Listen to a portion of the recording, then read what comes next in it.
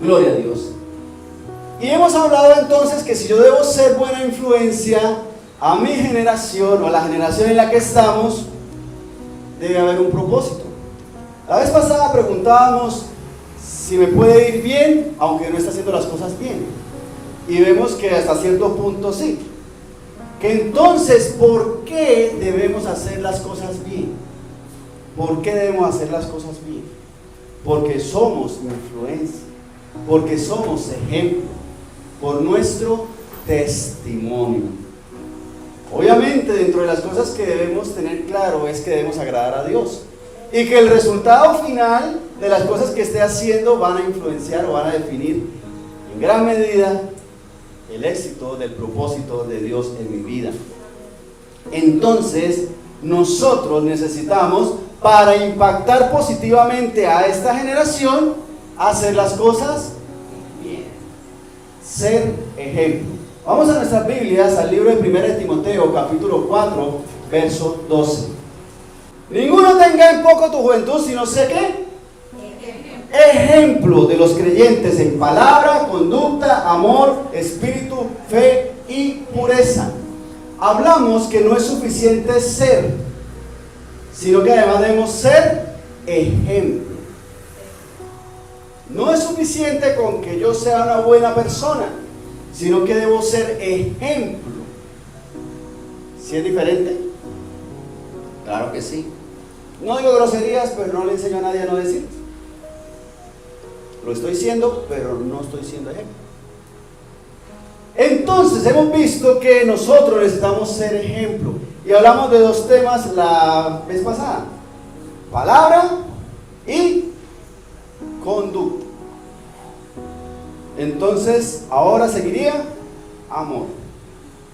Cuando hablamos de ser ejemplo en palabra, hablábamos acerca de lo importante que es conocerla, recibirla, entenderla y ponerla en práctica. Y para ser ejemplo hay que predicar, enseñar. ¿Cómo hago para ser ejemplo en la palabra de Dios? Pues enseñándolo. En la conducta hablamos varios aspectos que nosotros se nos debe notar nuestra buena forma de ser. No es que yo sea el que más llame la atención, sino que debe ser desde el corazón, desde la integridad de nuestra vida, que hacemos las cosas bien. Pero hablemos del amor. Debemos ser ejemplo en amor. Les pregunto, ¿el amor es una emoción o es una decisión? Decisión. Lo tenemos muy claro. ¿Por qué no es una emoción? La emoción más grande, más fuerte y más hermosa es el amor. ¿Será eso? Cuando una persona está totalmente apasionada por otra, le puede parecer irrelevante que tenga otra pareja, que ya esté casada, o que no le corresponda, o que realmente no sea la persona para sí. ¿Será que eso es amor? ¿O que sencillamente está apasionado, enamorado? Amar es una decisión. ¿Por qué? ¿Cómo podemos decir que yo puedo decidir amar? Porque es que amar es buscar el bienestar de la otra persona. Y cuando Dios nos dice que amemos a nuestros enemigos, ¿será que eso es una emoción? Me nace del corazón, de lo más profundo, amar al que me hace daño. ¿No es cierto? Es algo que toca como que pensarlo más con cabeza fría. Asombroso. ¿Cómo será que cuando uno ama por emoción es difícil amar de verdad? ¿Por qué? Porque mientras me dura la emoción es que voy a actuar. Y cuando se me baja la pasión y el deseo y todo lo demás, mi conducta puede cambiar o no. Ese es el asunto. Inclusive ese amor, entre comillas, que es solamente por emoción, puede llegar a hacer daño. Si usted no es para mí, no es para nadie. ¿Será eso amar? ¿Será eso amar de verdad? ¿Será ese el amor que Dios nos está enseñando? Inclusive ese amar, entre comillas, por emoción solamente, lo enceguece. No toma decisiones correctas. Y suele pasar Señor, ¿será que ella es para mí? ¿O será que uno le pregunta, Señor, que sea ella la que elijas tú para mí? Señor, no importa, es que yo la amo con locura. ¿Será eso amar o será solamente emoción? Ojo con eso, porque es que el amor es una de las palabritas que están aquí en esta lista, de las cuales debemos ser ejemplo. ¿Cómo ser ejemplo en amar? En el amor. ¿Y en cuál es el mayor ejemplo de amor que hay? Jesús, Dios, el Padre. Dios, Padre. Empecemos por aquí. Vamos al libro de Génesis, capítulo 18, y vamos a leer del verso 23 en adelante. Y se acercó a Abraham y dijo: ¿destruirás también al justo con el impío? Quizá haya 50 justos dentro de la ciudad. ¿Destruirás también y no perdonarás al lugar por amor a los 50 justos que estén dentro de él? Aquí está intercediendo Abraham, ¿por quién? Por Sodoma y Gomorra. Abraham se presenta ante Dios para negociar. Dios le cuenta a Abraham lo que va a pasar con Sodoma y Gomorra por ser tan buena gente. ¿Era por eso? No. Iba a ser destruida, ¿por qué? Porque su maldad estaba en lo extremo. Dice que ha llegado hasta lo sumo, hasta lo más alto. Su maldad. Sodoma y Gomorra eran ciudades prósperas. Les iba, entre comillas, relativamente bien. O sea que eran grandes. Y aquí dice que Abraham intercedió que quizá, verso 24, ¿haya cuántos? 50. Abraham apuntó bien bajito. No pues, póngale que hayan miles. Pero Señor, ¿qué tal hayan 50? No, es imposible que no hayan 50. Señor, ¿qué tal hayan 50 justos? Pero miren lo que dice el verso 25. Lejos de ti, aquí está hablando Abraham, lejos de ti el hacer tal, que hagas morir al justo con el impío, y que sea el justo tratado como el impío. Nunca tal hagas. El juez de toda la tierra no ha de hacer lo que es justo. ¿Qué tal uno diciéndole eso a Dios? Dios, no, ni se le ocurra hacer así. Recuerde, no se le olvide que usted es Dios, juez de toda la tierra. ¿Qué tal el juez de toda la tierra haciendo semejante cosa? Tremendo, tremendo. Le pregunto, ¿cuántos estaba arriesgando a Abraham con el solo hecho de decir eso? Dios podría decirle: ah, sí,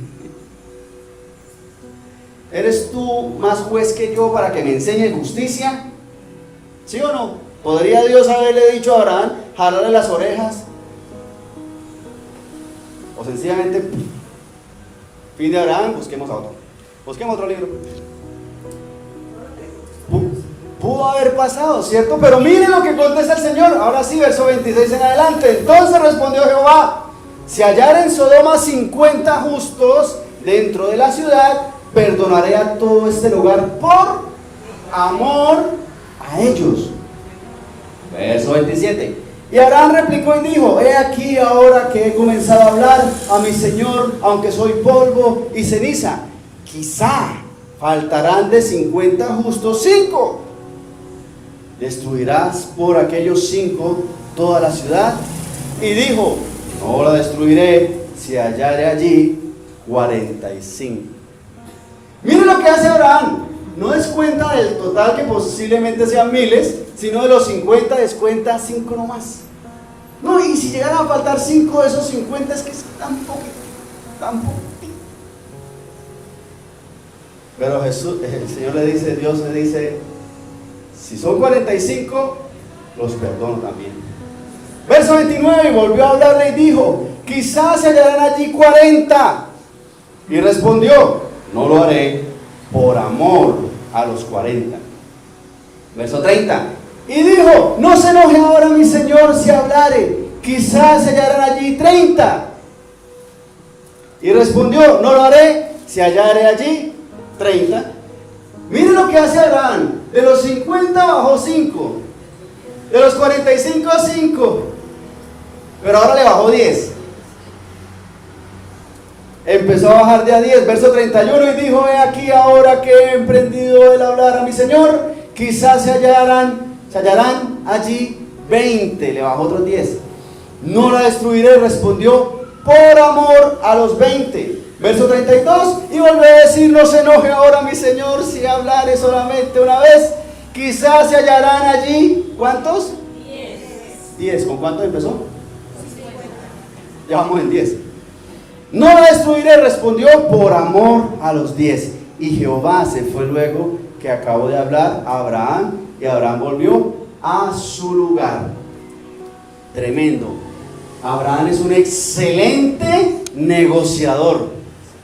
Ese es el amigo que uno necesita cuando va a comprar una cosa. Mire, es que en el primer movimiento, Dios se baja del total de la población, ¿a cuántos? A 50, es el primer movimiento. Cuando Abraham empieza a negociar, no le dice: no, pero qué tal sean todos justos, ¿no? ¿Cierto? Y si fueran miles, es que mire, 50 personas es el 5% de 1000.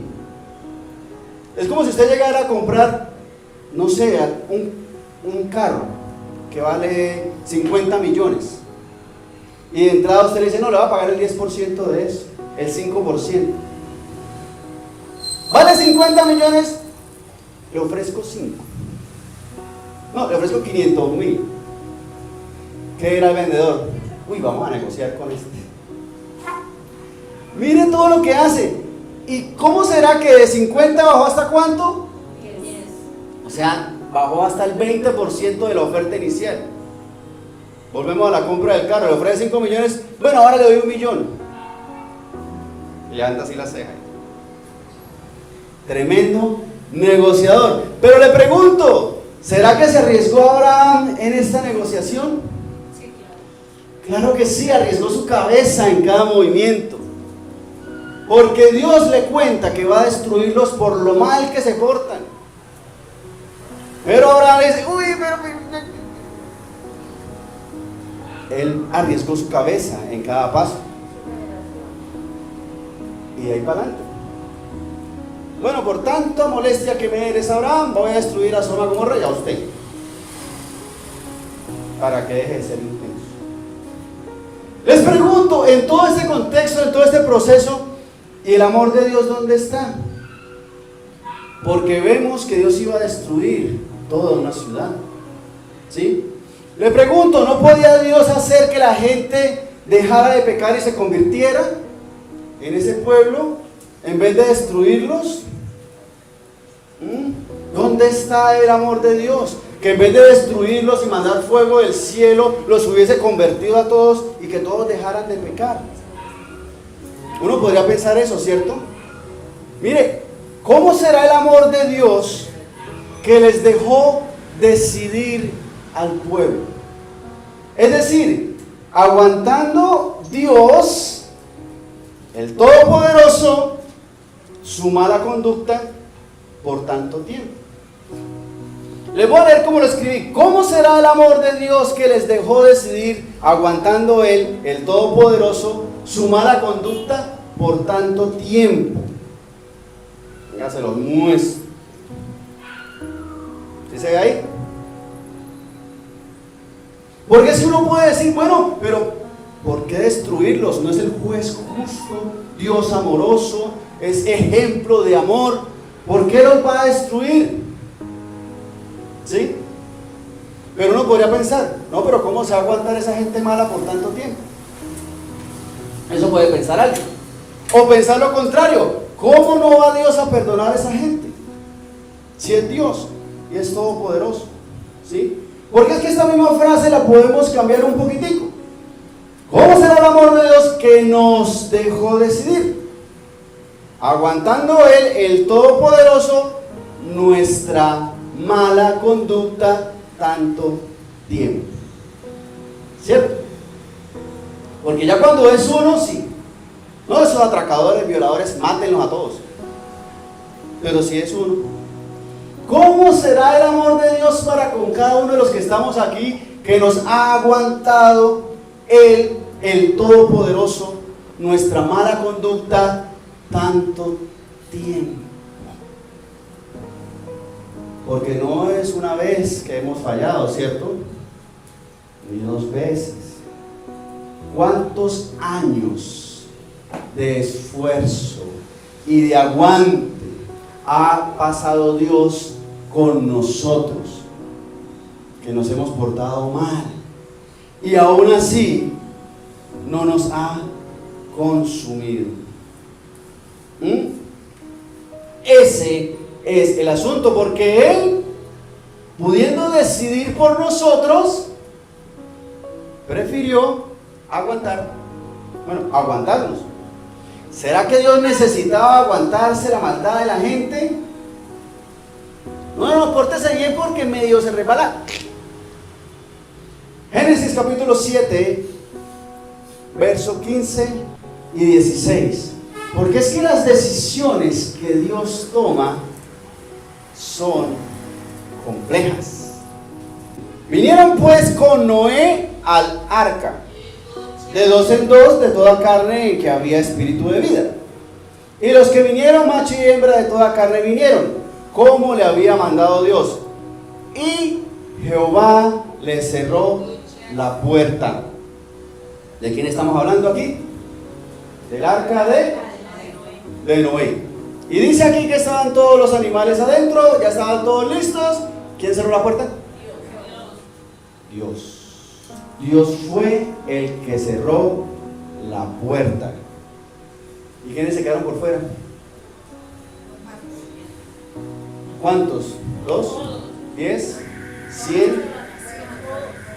¿Cuánta gente cree usted y cuántos animales cree usted que murieron? Tremendo. ¿Quién tomó la decisión? Dios. ¿No les dio oportunidad o sí les dio oportunidad? Sí, un montonón de oportunidad. Más o menos como unos 100 años de oportunidad para arrepentirse. Porque Noé, construyendo su arca, se demoró un montón de tiempo y diciéndoles que el tiempo se está acercando, que va a haber un diluvio, pórtense bien, corríjanse. Les pregunto, ¿quién ama más? ¿El que castiga a su hijo o el que no lo castiga? El que lo castiga. ¿Será que sí? ¿Será que no? Hebreos capítulo 12, versos 6 y 7. Porque el Señor, sacó mayúscula, al que ama, disciplina y azota a todo el que recibe por hijo. Si soportáis la disciplina, Dios os trata como a hijos. Porque ¿qué hijo es aquel a quien el Padre no disciplina? Tremendo. Tremendo, porque dice, al que ama, disciplina y azota a todo el que recibe por hijo. Les pregunto, ¿el castigo es una muestra de amor? ¿Sí? No. Devolvámonos un poquito mismo en Hebreos. Ahí en el capítulo 12, vamos al verso 2.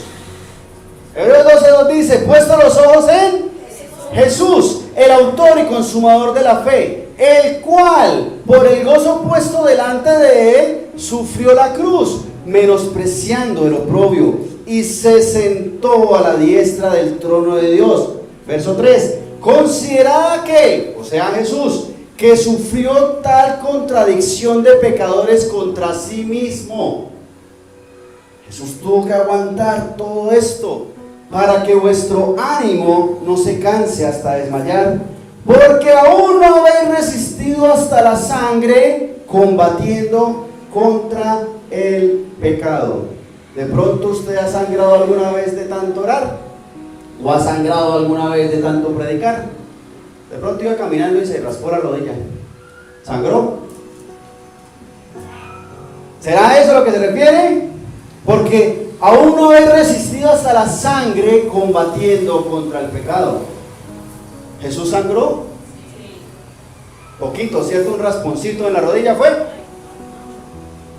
Verso 5: y habéis ya olvidado la exhortación que como a hijos se os dirige diciendo: hijo mío, no menospreciéis la disciplina del Señor, ni desmayes cuando eres reprendido por Él, porque el Señor al que ama disciplina y azota a todo el que recibe por hijo.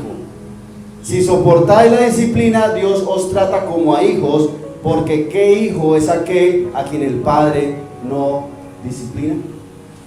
Les pregunto, ¿cuánto tuvo que sufrir Jesús? ¿Cuánto? ¿Lo mismo que usted? ¿Será un poquito más? ¿Y por qué Jesús tuvo que sufrir?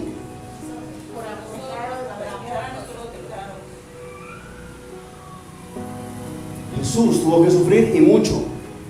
¿Por culpa de quién? De nosotros.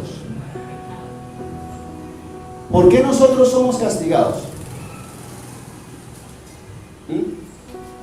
¿Por qué?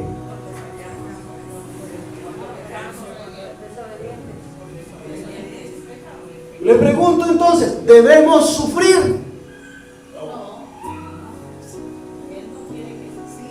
Sí, no. Le pregunto, ¿a este mundo vinimos a sufrir? Sí, no. Exacto. ¿No son muchos de nuestros sufrimientos los resultados de nuestros errores? Ahora sí. ¿Estamos de acuerdo? Entonces le pregunto nuevamente, ¿a este mundo vinimos a sufrir? No. ¿Por qué no? Porque si no cometiéramos los errores que cometemos, no tendríamos que sufrir. Bueno, ¿y Jesús? Jesús sí. Porque Él sí, ni errores ni pecados. Pero Él cargó, como dice en su palabra, sufrió tal contradicción de pecadores contra sí mismo. Pero en cambio nosotros no vinimos a este mundo a sufrir. Pero como cometemos errores y como pecamos y tomamos decisiones mal tomadas, nos corresponde sufrir las consecuencias de esto. Evangelio de Juan, capítulo 15, verso 13. Nadie tiene mayor amor que este, que uno que ponga su vida por sus amigos. Es que estamos hablando del amor, y estamos hablando del amor de Dios, y estamos hablando de que el amor es una decisión, y que esas decisiones no siempre son fáciles. Muchas decisiones son complejas. Pero entonces le pregunto, ¿cómo fue el amor de Jesús?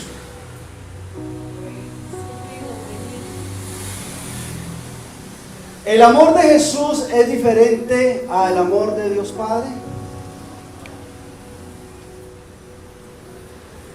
Evangelio de Mateo, capítulo 7, verso 21 en adelante.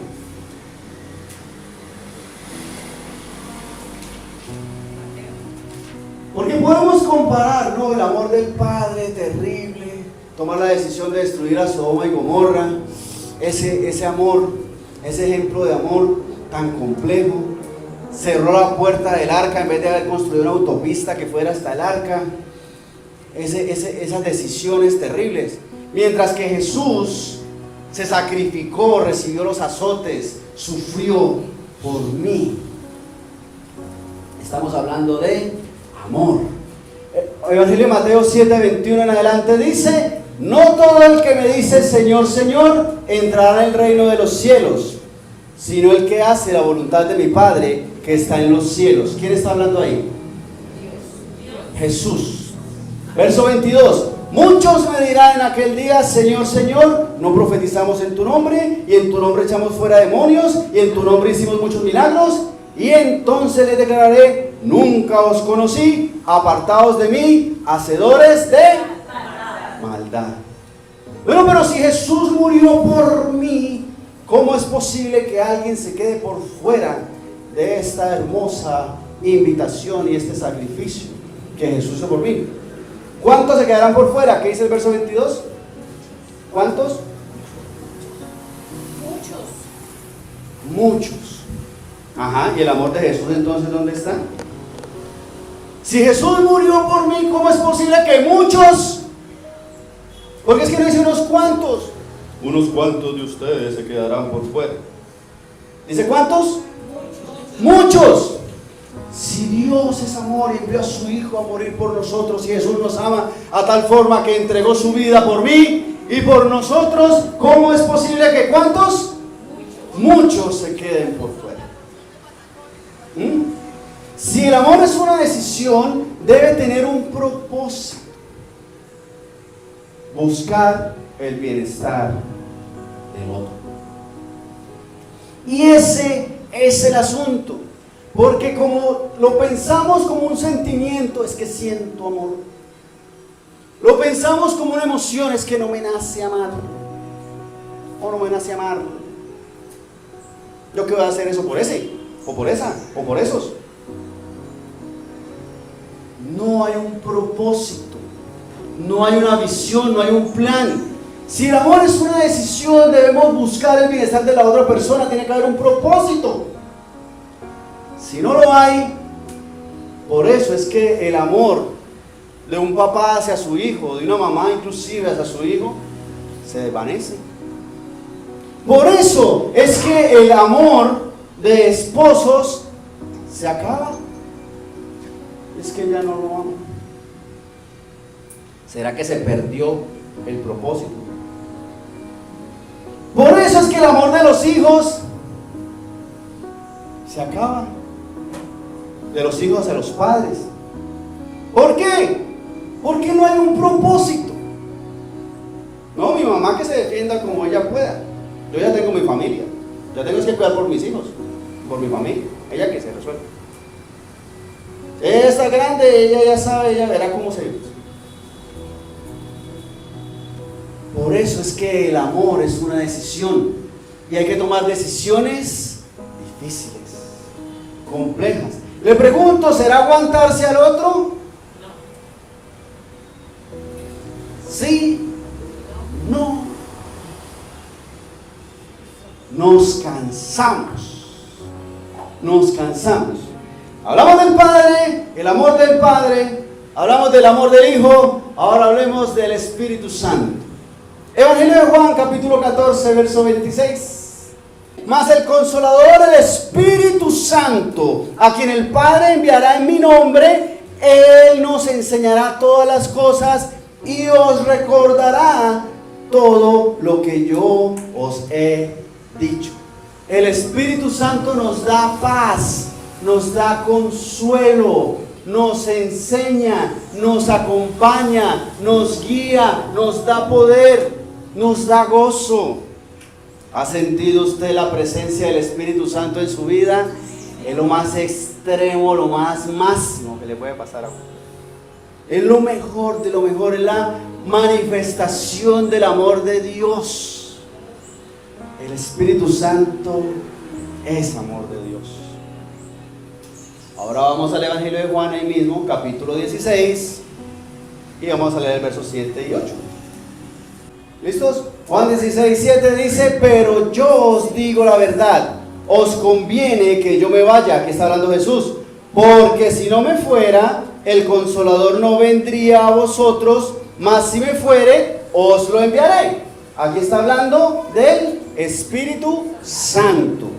Verso 8: y cuando Él venga, convencerá al mundo de pecado, de justicia y de ¿qué? Juicio.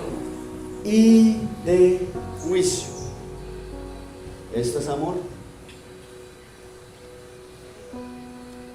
El amor del Espíritu Santo dice en su palabra que Él nos convencerá de pecado, de justicia y de juicio. O sea que puede haber ¿qué? Castigo. Puede haber disciplina.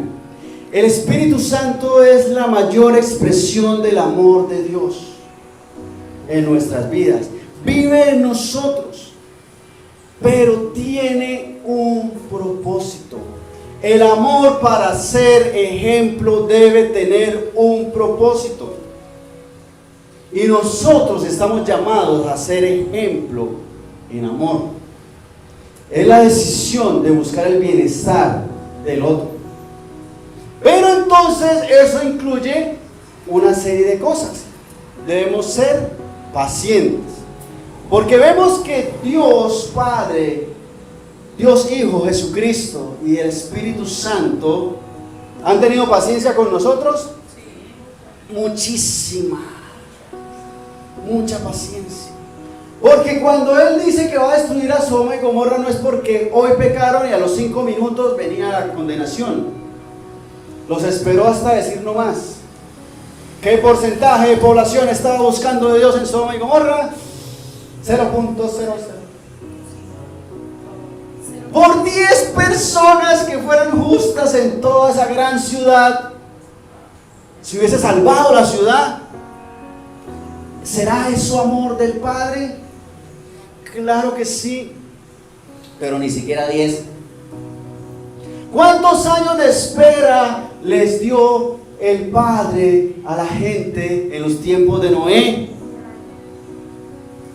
¿Le parece poquito? ¿Quién de acá tiene 100 años? ¿Tiene más tiempo? Espéreme, 120, 130, 140. Jesús mismo llega ante las personas y les predica y les muestra los milagros. ¿Será eso amor? Y esperó pacientemente. Cuando lo crucificaron, todo el mundo se murió de una vez. Fácilmente el Señor hubiera hecho eso, ¿cierto? Lo crucificaron, a chuplundún, ninguno queda, para que aprendan. Eso es amor. El Espíritu Santo, ¿hace cuánto está en medio de nosotros? ¿Será eso amor? ¿Cuánto tiempo lleva esperando? Mire, el Espíritu Santo se entristece, dice la palabra de Dios, cuando nosotros hacemos el mal. ¿Será que el Espíritu Santo necesitaba entristecerse por culpa de nosotros? Pero es paciente, soporta, nos espera, pero toma decisiones. Toma decisiones. Porque eso es amar, una decisión. Yo tengo que esperar, sí. Debo ser paciente, sí.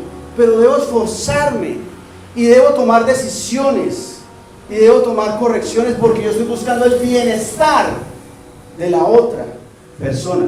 Como 1 Corintios 13, capítulo 13, verso 4 en adelante, dice: el amor es sufrido, es benigno, el amor no tiene envidia, el amor no es jactancioso, no se envanece, no hace nada indebido, no busca lo suyo, no se irrita, no guarda rencor, no se goza de la injusticia, mas se goza de la verdad. Todo lo sufre, todo lo cree, todo lo espera, todo lo soporta, pero con un propósito. Nosotros necesitamos ser ejemplo de amor. Debemos amar, buscar el bienestar de la otra persona, pero también debemos tomar decisiones porque estamos buscando el bienestar del otro. ¿Ama más el padre que no castiga o el que castiga? Depende. ¿Es el castigo una demostración de amor? Depende. ¿Hay que castigar todas las veces? No. Pero todas las veces hay que tomar decisiones. Pongamos de pie, por favor, vamos a orar. Vamos a darle gracias a Dios por su palabra y que sea enseñándonos, porque necesitamos tomar decisiones. Y muchas veces son decisiones difíciles. Y muchas de esas decisiones deben ser por amor. En amor, para ser ejemplo de amor.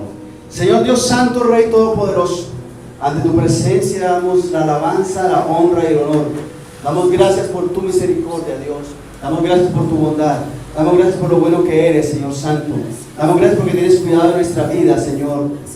Damos gracias por tu amor, Señor Santo, porque no cambia. Oh Rey de los cielos, oh amor del Padre eterno, amor del Hijo, amor del Espíritu Santo, oh Rey de los cielos, siempre con el propósito de buscar nuestro bienestar, nuestra bendición, nuestra salvación. Gracias porque con ese amor tomas decisiones, Señor Dios Santo. decisiones difíciles, decisiones que la humanidad cuestiona, Señor, pero tú nos demuestras que son decisiones justas, porque son en amor, Señor Santo. Oh Rey de los cielos, como es tu palabra, se goza de la justicia, se goza de la verdad. Oh Rey de los cielos, te damos la alabanza y te rogamos, Señor, que nosotros tomemos la decisión de amar a todos los que nos rodean, a nuestros padres, a nuestros hijos, a nuestra pareja, Señor Dios, a nuestros compañeros de trabajo, de estudio, a nuestras familias, Señor, al que me hizo mal, Señor Santo, al que me ataca, Rey de los cielos.